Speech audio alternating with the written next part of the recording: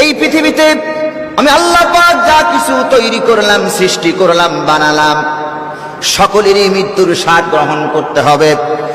আল্লাহ পাক বলেন, কুল্লু নাফসিন যায়িকাতুল মাউত ওয়া ইন্নামা তুওয়াফাউনা উজুরাকুম ইয়াওমাল কিয়ামাহ।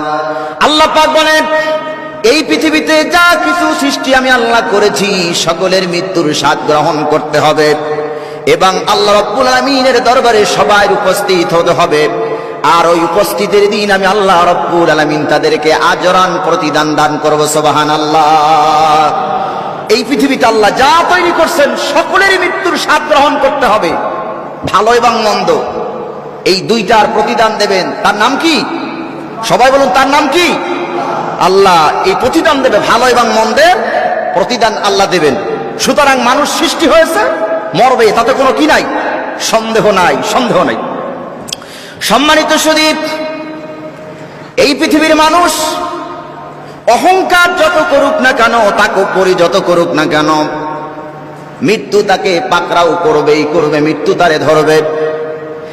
এই পৃথিবীতে রাজা বাদশা কেউ থাকতে পারে নাই, ধনী বলেন, গরিব বলেন, আমির বলেন, ফকির বলেন, কেউ পৃথিবীতে থাকতে পারবে না। এটা থাকার জায়গা নয়, এটা হলো অস্থায়ী। স্থায়ী জায়গার নাম হলো পরকাল।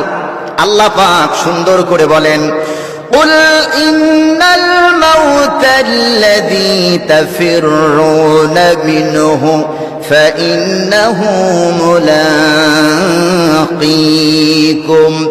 হে নবী, আপনি বলুন, তোমরা যেই মৃত্যু থেকে পালায়ন করতেছো, মৃত্যু থেকে তোমরা পালায়ন করতেছো, শোনো, এই মৃত্যু তোমাকে পাকড়াও করবে। ফাইন্নাহু মুলাকীকুম, মৃত্যু তোমাকে ধরবেই ধরবে, মৃত্যু তোমাকে সাক্ষাৎ করবে, মৃত্যু তোমাকে ধরবে, তাতে কোনো সন্দেহ নাই। আল্লাহ পাক বলে, এই মৃত্যুর ভয়ে তুমি যদি পালাও, মৃত্যুর ভয়ে তুমি যদি পালাও, কোথাও পালাইতে পারবে না, কারণ তুমি যেখানে পালাবে সেখানে আমি আল্লাহ রাব্বুল আলামিনের অস্তিত্ব। জোরে কান সুবহানাল্লাহ। মৃত্যু থেকে যদি কেউ পালাইতে চায়, মনে করেন আসি বাংলাদেশ, সিঙ্গাপুর যদি চলে যাই, আজরাইলের হাত থেকে, মৃত্যু থেকে কি কেউ বাঁচতে পারবো? কথা বলুন, বাঁচতে পারবো? সেটাই আল্লাহ পাক সূরা নিসার ভিতরে বলেন, আইনামা তাকুনু ইউদরিকুমুল মাউতু ওয়ালাউ কুনতুম ফি বুরুজিম মুশাইয়্যিদা। তোমরা যেখানে থাকো না কেন,